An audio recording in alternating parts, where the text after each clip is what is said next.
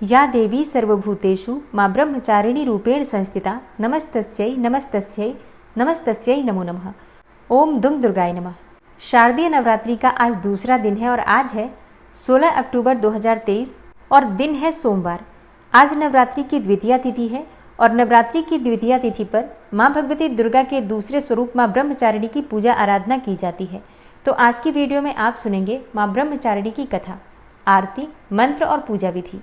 और अगर आप दुर्गा सप्तशती का पाठ सुनना चाहते हैं तो चैनल पर वीडियो अपलोड हो चुकी है, आप लोग ज़रूर देख लीजिए। और अब सबसे पहले सुनते हैं मां ब्रह्मचारिणी की कथा। दधानाम कर पद्माभ्याम अक्षमाला कमंडलू देवी प्रसीदतु मयि ब्रह्मचारिण्यनुत्तमा। माँ दुर्गा की नवशक्ति का दूसरा स्वरूप माँ ब्रह्मचारिणी का है। यहाँ ब्रह्म का अर्थ तपस्या से है। माँ दुर्गा का यह स्वरूप भक्तों और सिद्धों को अनंत फल देने वाला है। इनकी उपासना से तप, त्याग, वैराग्य, सदाचार और संयम की वृद्धि होती है।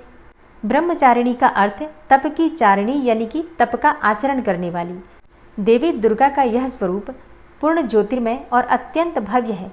इस देवी के दाएं हाथ में जप की माला है और बाएं हाथ में यह कमंडल धारण किए हैं।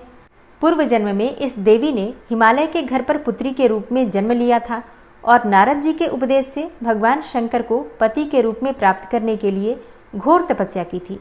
इस कठिन तपस्या के कारण इन्हें तपस्चारिणी अर्थात ब्रह्मचारिणी नाम से अभिहित किया गया।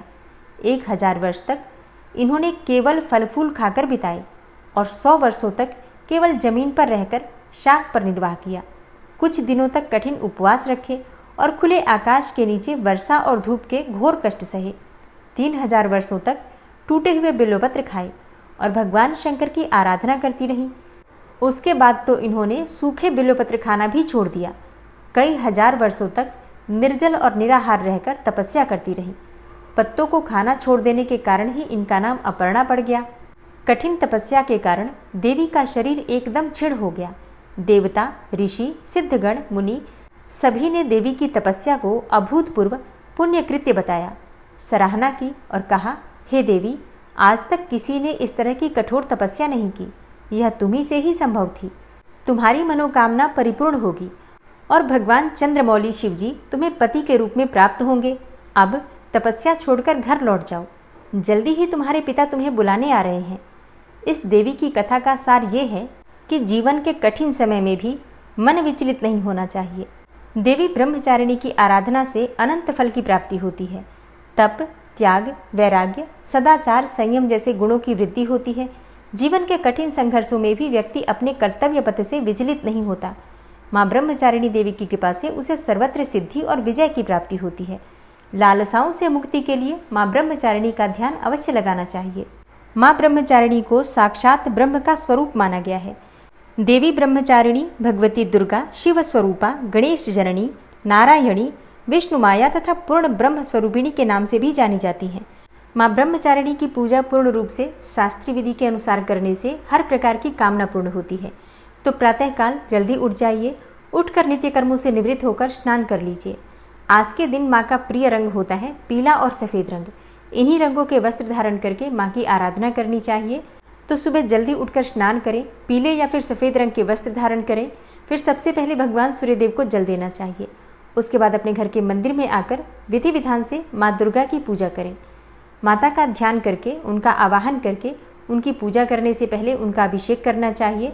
आप चाहें तो पंचामृत से अभिषेक कर सकते हैं। दूध, दही, घी, शहद, शक्कर पांचों चीज़ें मिलाकर पंचामृत बनाइए या फिर अलग अलग पंचामृत रखिए और फिर उसी से माँ दुर्गा के दूसरे स्वरूप माँ ब्रह्मचारिणी का अभिषेक कर लीजिए।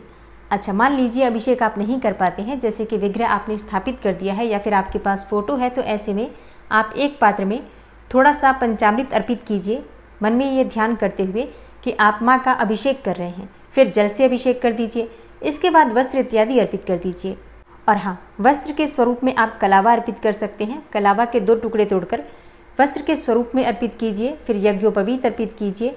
उसके बाद धूप, दीप, अक्षत, पुष्प इत्यादि जो भी आपके पास सामग्री उपलब्ध है, उसी से माँ दुर्गा के दूसरे स्वरूप माँ ब्रह्मचारिणी की पूजा कीजिए। माँ दुर्गा को प्रिय है कमल का पुष्प और गुड़हल का पुष्प। तो अगर आपके पास ये पुष्प उपलब्ध हैं तो माँ को अर्पित कीजिए, नहीं तो जो भी आपके पास पुष्प हैं उसी से माँ ब्रह्मचारिणी की पूजा कर लीजिए। माँ को आज शक्कर का भोग लगाना चाहिए। माँ को बहुत प्रिय है शक्कर या फिर शक्कर से बनी हुई मिठाइयाँ। इसके अलावा आप दूध या फिर दूध से बनी हुई मिठाइयाँ भी अर्पित कर सकते हैं। और माँ को भोग अर्पित करने के बाद एक पान का पत्ता लीजिए, उस पान के पत्ते पर 2 हरी इलायची, 2 लौंग और 1 सुपारी रखकर अर्पित कीजिए।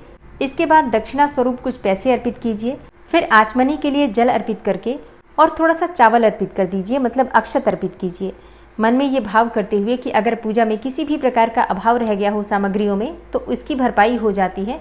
अंत में हम जब थोड़ा सा चावल अर्पित कर देते हैं। फिर अपने दोनों हाथ जोड़कर पूजा में हुई गलतियों के लिए क्षमा प्रार्थना कर लीजिए। कोई आपकी विशेष मनोकामना हो तो माँ ब्रह्मचारिणी से प्रार्थना कीजिए और माँ के बीज मंत्रों का जप कीजिए। माँ ब्रह्मचारिणी का बीज मंत्र है ह्रीं श्रीं अंबिकायै नमः। अगला मंत्र है या देवी सर्वभूतेषु माँ ब्रह्मचारिणी रूपेण संस्थिता नमस्तस्यै नमस्तस्यै नमस्तस्यै नमो नमः।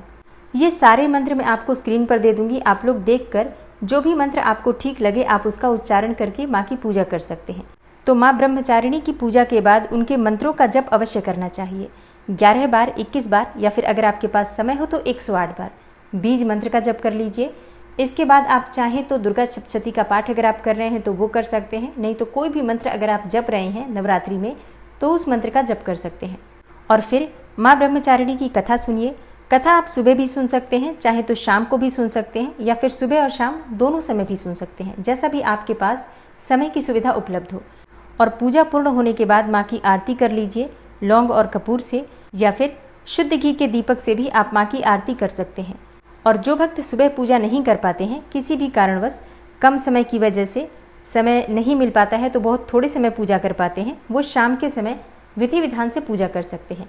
तो समय आपको देखना है, सुबह और शाम दोनों समय पूजा करना है, लेकिन जितना भी समय आपके पास सुबह हो उसके अनुसार सुबह पूजा कर लीजिए। थोड़ा समय भी अगर आप सुबह पूजा कर लेते हैं, जैसे कि धूप दीप जलाकर और भोग लगाकर पंचोपचार विधि से माँ की पूजा कर लीजिए, आरती कर लीजिए।